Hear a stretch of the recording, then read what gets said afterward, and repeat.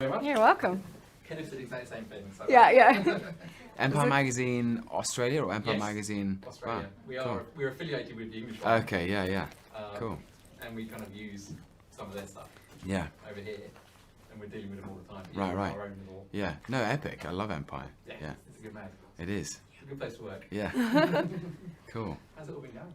Great. Very good. Yeah. Yeah. Very good indeed. Are we good to go? Do you mind if I get your knee down? Oh, So yeah, we get sorry. the posting? Don't blink. Watch your hands if you move it up or down further. Okay. That hand's there. Apart from that, I won't move. Great, yeah, cameras up. Okay, so we're rolling. Cool. So, how you going? Great to see you here in Sydney. How are you enjoying your time here so far? Oh, it's it's amazing. so great. Yeah. As soon as I got here, I went and had breakfast on Bondi Beach and I had a poached egg and a flat white and watched the surfers, catching a couple of breaks. It was terrific. And obviously, I'm here talking to good and evil in the film. So, I mean, how are you guys getting on? Like, do you kind of make amends? Well, I've made him bleed twice, but I said I wouldn't do it again, so I'm trying to behave, Yeah. Yeah. It's, So I was wondering, I mean, how did you get involved with the project?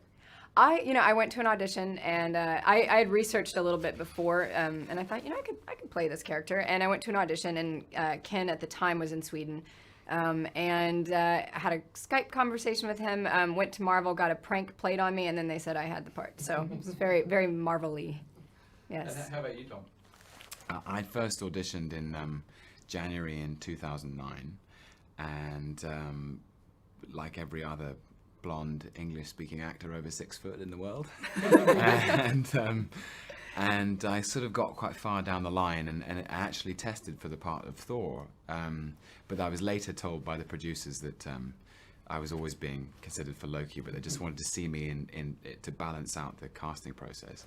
I still put on 20 pounds of muscle over the course of 6 weeks, and eventually they said, "Can you just lose that again?" I was like, "Thanks for telling me, guys." Yeah.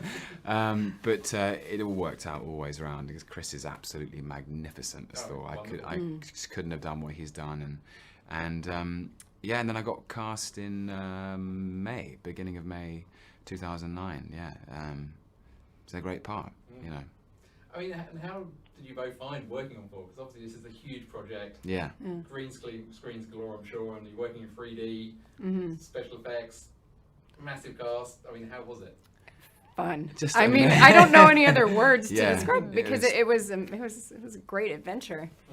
Yeah. It was absolutely terrific. I mean, you growing up as a child, you don't ever dream you're going to get to play a superhero or a supervillain, and suddenly here we are, and it was just massive from the get-go. The first script I read was traveling through space and time, the 9 realms, Asgard, a shining city in the sky, frost giants, gods, monsters, love, romance, action, adventure. It was it's like you don't even dream of these things, but the experience of doing it was so wonderful because Ken Branagh is such an inspirational leader. He infuses every single person on set with all of his passion for cinema and storytelling. And it doesn't matter if you're building the sets or working on the music or playing Thor, you feel like such an important part of the process. And it was such a big journey. I mean, it was 3 years of his life, 2 years of our lives, and it's we're very, very proud of it. Yeah.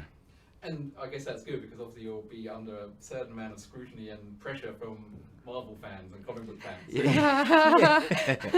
you kind of received much attention from the comic book fans? I pretty just hope positive they so like far. it. Yeah, I think we've done our due diligence and paid deference and respect to the enthusiasts. Yes. Ken's on record saying if you listen to every single comic book fan's opinion, then there are any number of different films that could get made. They've got opinions on kind of helmet length, size of horn. But ultimately it's just a privilege to be playing to a crowd who are already on your side. They want you to win, and they're so passionate about the material. It's like I guess it's like musicians having a fan base. If you're in a band, you want to please your fans. It's lovely to have a group of people who already care so much about what we're doing, what we're trying to do. So. And were you either of you comic book fans, readers or fans yourself, and did you know much about Thor before you heard about the project? I love how you just look at me. I definitely was a huge comic book fan, still am. And I had read a little bit of Thor in middle school, but I mainly read, Spider-Man, X-Men, and all that stuff. Because I have 4 brothers, and that was pretty much whatever they had. I would say, okay, I'll read it. But when I got the part, I went back and revisited, a lot of the comic books and the different storylines. And but I had to, again, we all made sure that we had our own identity, and the film has moments throughout that pay tribute to all the different storylines and that sort of thing. So, but still maintaining its own, identity. Yeah, exactly. And obviously, are either of you going to be involved with the Avengers movie? Because obviously, they don't tell us anything. This is the thing. We would, I guess, find out the day before we're supposed to be there. Yeah. You never know. Yeah, Joss Whedon's got a hell of a job in his hands. I mean, he's got to bring 8 superheroes together in one film, so... It's going to be a logistical nightmare, I think, isn't it? Yeah. He's going to need a long vacation after that one. Yeah. And we mentioned Chris and Kenneth, but obviously the other person in this film who is fantastic, Anthony Hopkins. Yeah. Oh, yeah. I mean, how was it for both of you working with him? He would love your shoes, the bright green shoes. Like, didn't he have those blue sparkly, or were they yellow? No, his sunglasses were yellow. I don't know. His personality was, I remember. His personality was so great, and I should, I know. Way to go. He was a great human being. He's so humble and funny. He's really funny, but he did such a great job in this movie. I mean, that goes without saying, I think, in everything I've ever seen him in. Yeah, he's. I mean, of course, he's one of the greatest actors in the world. I mean, you guys had enormous scenes together. Yeah, he was.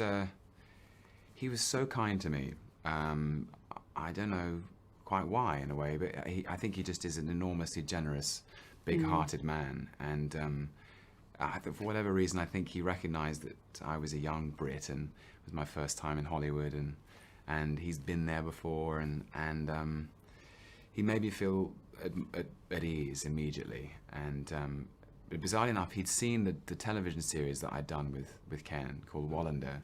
And the first time I met him, he bundled up to me and he said, Tom, hi, I'm Tony. I loved you in Wallander. And I thought, what am I supposed to say now? I loved you in the Silence of the Lambs, and the Remains of the Day, and Shadowlands, and Line in Winter. Take it or leave it. That little tiny film that you did. Yeah, but it was also amazing because he got such a kick out of working with Ken, and vice versa. The one there's a lovely scene in it between Odin and Loki. It's just the two of them, and the day we shot that scene, both of them privately confessed to me how excited they were to be working with the other person. Tony was saying, my God, that man Branagh, isn't he amazing? So impressive. And then Ken would be saying, I can't believe we're working with Anthony Hopkins. And so it was, and then I was sitting there quietly thinking, I can't believe I'm working with both of you. With both of you. It was a thrill.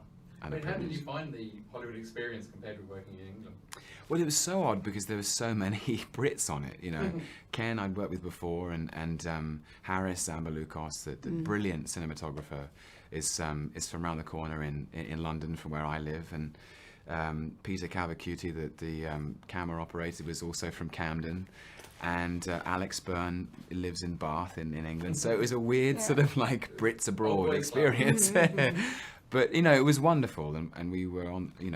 The studio's in Manhattan Beach, and I lived in Venice, and we shot January to May, and which is probably the grimmest, greyest, most depressing time to be in London. I was very, very happy on Saturday mornings being able to run along the Pacific, so I loved it.